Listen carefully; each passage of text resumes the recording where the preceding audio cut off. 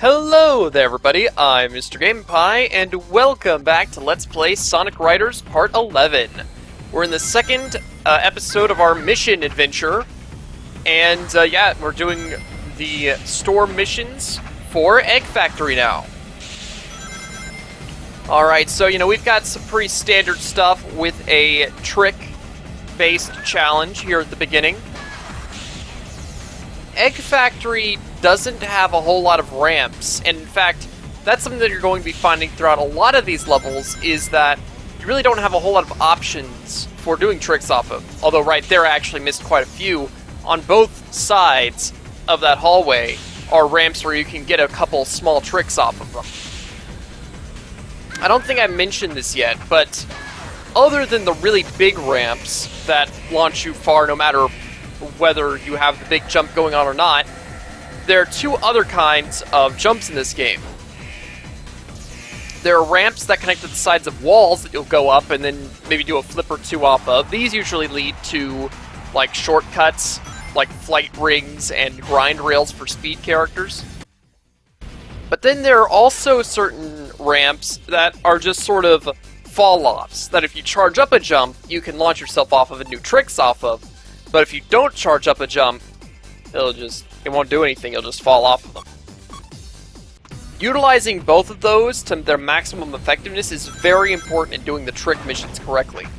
Although sometimes it seems like they don't actually expect you to use some of the side ramps and such to actually do tricks off of them.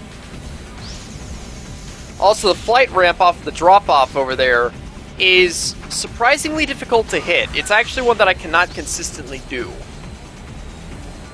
If there's ever going to be a junk that I miss in this mission, it'll be because of that particular moment right there. Also, the lava falls that appear right there are incredibly annoying. It's like, they're really random, it feels like, whenever they start and stop. So you might be going for a lava fall that's empty right now, but then all of a sudden it starts up, and whenever you go up to it, you run into it instead. That said, the punishment for running into them isn't that bad, it just slows you down a little bit. I always feel like you should be able to slip right between the two, but like right between two of them, because there is a gap between each lava fall. But no. You in fact cannot do that. It is an unfortunate scenario. Alright, so here we have another one where we just have to get to the end goal as fast as we can. But there's going to be a lot more robots now. And we're going to be playing as Sonic. This level is not very good for speed characters, honestly. There are very few grind rails, and the few that there aren't very good. Like that one right there, it's not a very good grind rail. In fact, I'd say that speed characters as a whole have the worst character type ability of all. Because flight rings will often give you really good shortcuts, flying straight over huge segments or bypassing endless pits. Power characters get to basically blast through a lot of objects that other characters might have to avoid, like the robots in this particular level, or the cars in the city levels. But speed characters get the grind rails, which aren't generally very good shortcuts, unfortunately. That said, speed characters are naturally the fastest characters in the game, so maybe their lackluster ability is to make up for that fact. So the rest of the Egg Factory missions are Knuckles missions. This one here is basically just, there's a bunch of robots, destroy them all if you can.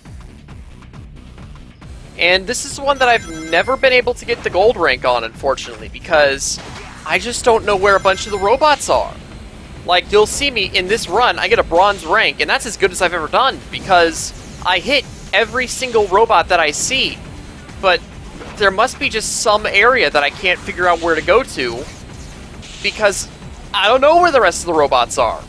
I get like 10, and to get a silver, you have to have 12. So, I go through here, this is one of the power shortcuts, that's a reasonable place to go. And then we go up here. By now, I've gotten the requirement for the mission. and then you'll go up here because I know there are usually a lot of robots up here, but there's nothing. There aren't any even robots coming out of the hole in the wall that you usually come out of there. So I just don't know what's going on here. Maybe somebody in the comments can tell me, like, what the heck did I miss? Where are the rest of the robots in this mission? But yeah, as is, the best I can do on this mission is a bronze rank, unfortunately. That said, the next mission is also a power type mission, and it's basically the treasure mission for the city level as well, because in the city level, you got a car that you had to chase down and punch, and in this mission, you have a robot that you have to chase down and punch. It's basically just the same thing. And once again, the treasure is inside the robot, so there's no real need to worry about missing out on the actual treasure. Yeah, there's a lot of extra barrels in the way in this level, so you can punch them down and get extra boost power. But, I mean, that's a gold rank right there. This mission isn't really that difficult at all. Rather simple to get through. And then the rest of the mission is just, you know, going through here. I'm pretty sure that, you know, at the end there's two pathways. One on the left that takes you to the rail immediately, and then one on the right that takes you through a little robot factory section that then leads you to another rail. Going the left way is the faster way to go, but a lot of these missions require you to go to the right section, which is fairly interesting because that's not a direction that I ever really go on a playthrough unless just something weird happens, like I get stuck in turbulence and it takes me that way. So we got the model for the powerful gear, and this brings up something that I'd like to talk about, the legendary gears that we've been getting. So the 4 legendary gears are the fastest, the Turbo Star, the powerful gear, and Legend. 3 of these are related to the 3 different types of characters in the game. You have the fastest, which is of course related to the speed characters, being the fastest. There's the powerful gear, which is in fact the most powerful gear in the game, which relates to the power characters. And then there's the Turbo Star, which doesn't really have anything in its name to suggest what it does, but it has the highest acceleration in the game, which, as we know, is what the flight characters specialize in. Now, looking at where we've gotten all the treasures so far, the fastest model we got from the city level, which in story mode is a Sonic level. We got the Turbo Star's instruction manual from the Splash Canyon, which in story mode is a Tails level, and then we just got the model for the powerful gear from Egg Factory, which in story mode is a Knuckles level. So basically, each time that we've gotten a treasure, the kind of treasure that we got is always associated with the type of character that we played in story mode in that particular track. So because we played as Tails in Green Cave, logically we're going to be getting a Turbo Star treasure. That is, it would be the model of the Turbo Star. That said, the Legend doesn't really fit into this. The Legend has a completely different thing going on for it. Basically, it is a ride where you don't have to charge up your jumps anymore. Anytime you go off of a ramp, it will always be at max jump height, which can really help for getting to shortcuts and such. Now this mission right here is actually fairly difficult to get every single junk. In particular, one of the next junks that we're going to be seeing is right next to the entrance of a power pathway, but it's at a really awkward angle. And another junk is right inside the power, this one right here. You have to make like a really weird turn to get the junk and go into the power pathway to get that last junk piece. Now you notice that each of the junk comes in various colors. Some junk appears more commonly than other types, but in particular the black junk that you see at the bottom of the list, there's only going to be one of those in any stage. And to create one of the rides, you're going to need 30 or 40 of those. But don't worry, because even though only one appears in each of the regular junk stages, later on we're going to have certain junk stages where that's the only kind of junk that appears, and there is a lot of them. So once you get all the things necessary to make that one particular ride, just be a little bit patient and grind those black junks off of the levels where you can get a ton of them. Because trying to grind black junk on regular levels, it's like you would have to do a mission 40 times. And that's not fun. Don't do that. Anyway, here we have a race, and there's just a ton of grapes in the road. Like, seriously, so many grapes. I don't even get it. Why are grapes this huge? They're supposed to be the object the power characters break, which brings me to note that there are some levels where power characters are incredibly useful. The city level and the factory levels are very good examples of this, but then there are other levels where power characters have almost nothing to do at all. Like this level, there's two power shortcuts, and they barely do anything.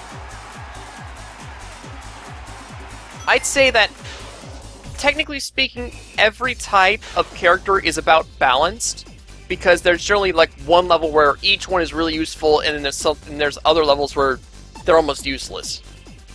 But I don't feel like that's a very good way to balance them. I feel like every type of character should be balanced within every kind of track, rather than every type of character being balanced across the whole game.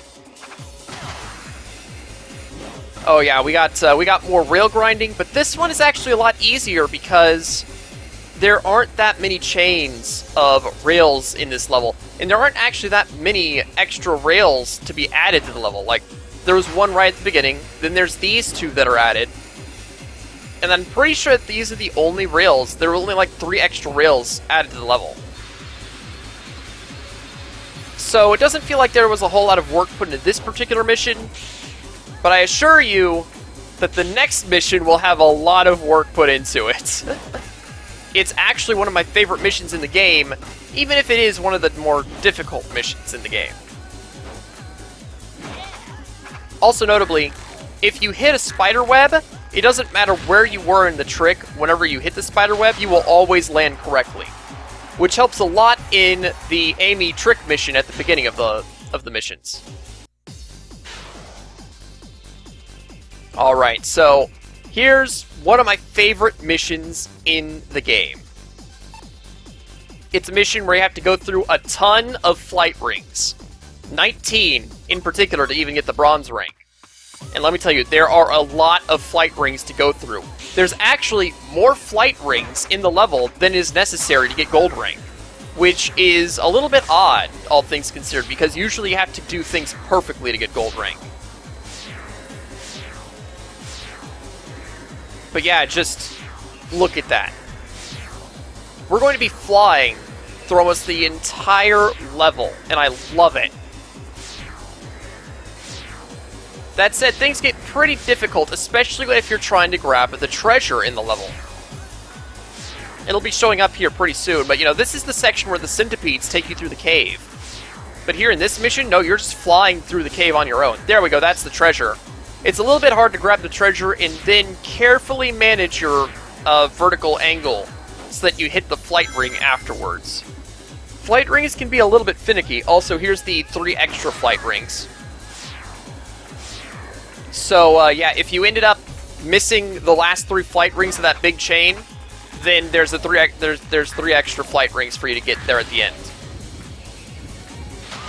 Yeah, as you can see in the outtakes here, flight rings can be a little bit finicky at times. There are going to be times where I actually just pass through the flight ring. And the angles that you get launched out of the flight ring stay mostly consistent, but it feels like there's often just slight differences that mean that just slight button presses on the control stick result in you missing the ring altogether. And I practically flew through that one. But anyway, we did get the treasure, and let's see which one that is. Just as I explained, it is the model for the Turbo Star. And once we have enough junk, we can in fact fix the Turbo Star. But right now, we don't have enough junk.